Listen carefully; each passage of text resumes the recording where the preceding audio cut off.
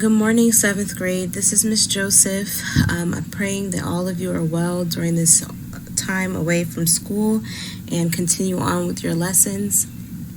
Today we're going to do a story from our collection series.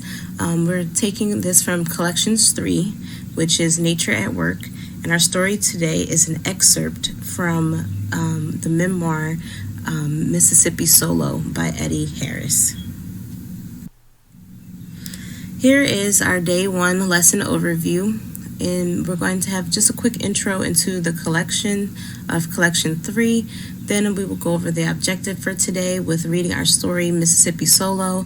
We are going to explore the story elements of memoir and style, an author's writing style.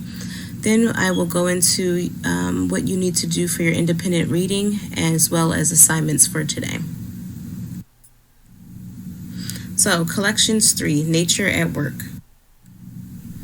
In this collection, we will explore the beauty, power, and mystery of nature. So this first story is going to be a memoir and his experience, and the author's experience in nature on the Mississippi River.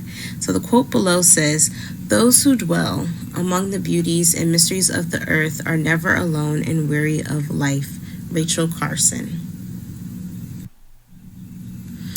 Our lesson objective. By the end of this lesson, you'll be able to identify features of a memoir as well as analyze how the author writes, which is called their style. I have this picture here of the Mississippi River Basin because that is where the story is mostly going to take place. So let's get into the lesson talking about the different story elements that I want you to focus on as you read. Today we're going to analyze the text, which is a memoir, and then we're going to analyze the meanings of words and phrases, which is the author's style in which the way he writes. So a memoir, the definition, is an autobiographical form of writing in which the writer shares their own personal experiences and observations of a significant event that impacts their life. Elements of a memoir. First, it is written in first person from the author's perspective. It has an informal language tone to it, and we'll talk about informal language more with style, but these are still elements of a memoir. So the informal language, the author is writing as if they are talking to the audience, more casual writing style.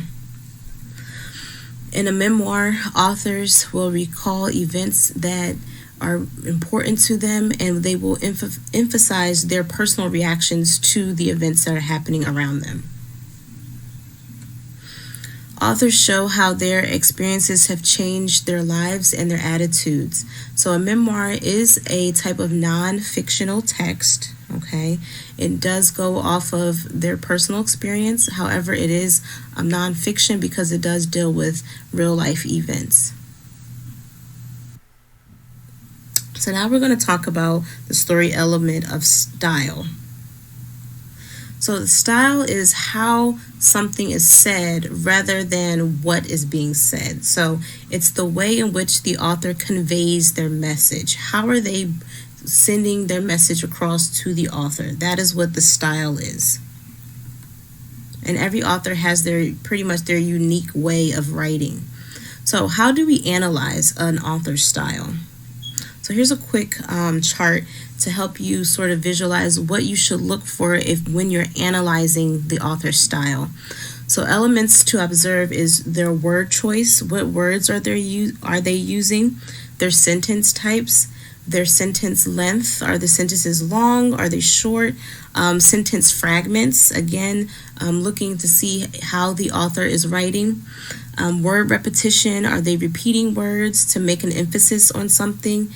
Their descriptive details. Are they using figurative language to enhance their writing? So these are the observations that you're going to make while you're reading the story to see what kind of style this author has.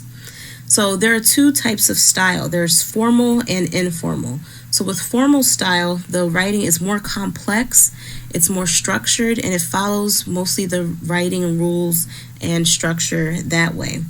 With informal, think about the opposite. With informal, the author will use simpler language, more like a conversation. It'll have sentence fragments, and it won't be as structured or as complex as the formal style. Figurative language is another part of style. So an author may choose to use these different comparisons when they are writing, and it'll emphasize their style a little bit more. So a few of the figurative language that I want you to look at are simile, metaphor, and personification.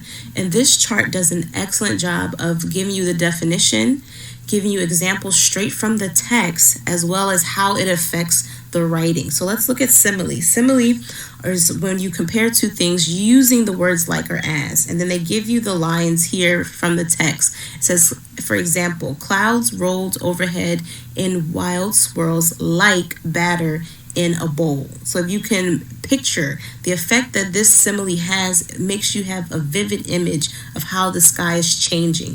If you can compare it to how the batter in the bowl is being mixed, that is what the author is trying to get you to visualize in your head. A metaphor is another type of comparison, but does not use the word like or as. So for example, from the text it says, the far curtain of the insulated air. This effect shows you that the air was warmth that is trapped inside of a barrier. If something's insulated, that means it's trapped inside. And he's making a comparison here without using the words like or as. Personification is probably one of my favorite figurative language structures, where there's a human quality given to either an animal or an object or an idea. So for example, it says, the river was talking to me. Now we know rivers can't really talk or use words, but there's a feeling of connectedness. So he uses this figurative language of personifying the river as it's talking, because he's feeling a deeper connection to it. So as you can see, this chart will be very helpful for you as you read, so that you can pick out the different figurative language and elements that he's using in his story. So now for independent reading, we're going to get into a little bit of the background of the author, as well as what you are expected to do as you are reading the text. Now, from Mississippi Solo is actually an excerpt from the memoir written by Eddie Harris. So I'm going to just quickly go over his background, and then we'll get into what the expectations are for you as you are reading. So Eddie Harris was born in 1956. He is a writer, adventurer, and seeker who spent his early years in New York City before moving to St. Louis, Missouri. His first book, Mississippi Solo, chronicles the canoe trip he took down the entire length of the Mississippi River in the 1980s, a risky trip that this city dweller was unprepared for. He also written about adventurous journeys in other southern regions and in Africa. He grew up along the Mississippi River in St. Louis and had long held a dream of canoeing its length, to experience the adventure, challenging himself and make self-discoveries. The voyage from Lake Itzka in Minnesota to the Gulf of Mexico covers more than 2,300 miles. So today, as you're reading, I want you to pay attention to how the author recounts these moments in his life as he's canoeing down the Mississippi by himself. Okay, so think about that. As he's a young man going on this adventure, he's pretty much doing this on his own. I want you to think about how he's recounting these experiences. Also think about what makes his experience so meaningful to him. So now we're going to move into the assignments for what you're expected to complete for today's reading. So for assignments, you'll find under your Google Classroom. Today they will be due at 11:59 p.m. I may actually give you an extension on that to tomorrow morning, so pay attention to the deadlines on your actual assignment. So this timeline may actually change for you. But your assignments, there are two assignments. One is for reading, one is for writing. The reading assignment are your guided reading questions that you will complete in the Google Doc and attach once you are finished. The writing portion is a discussion post with a question that you will write your initial post, 150 words, and the words will fit in that section. And you are to reply to two classmates' posts for today. Reminder to please check all of your work for spelling, grammar, and punctuation. I will be giving you, that is what your points are going to be based on, so please make sure you pay attention to that. So here's a lesson overview of what we've talked about today, and I want to put this to a scenario so to give you sort of a visual of how to think about what we've talked about.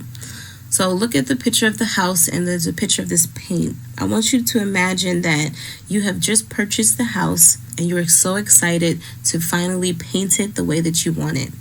So your house is your structure, okay? So think about, with reading the story, there's a structure to it. The paint makes it vibrant. So the story elements that are added to the structure help to make it more vibrant, just like the house that you're going to paint. So let's look at the story structure. What is the framework for our story today?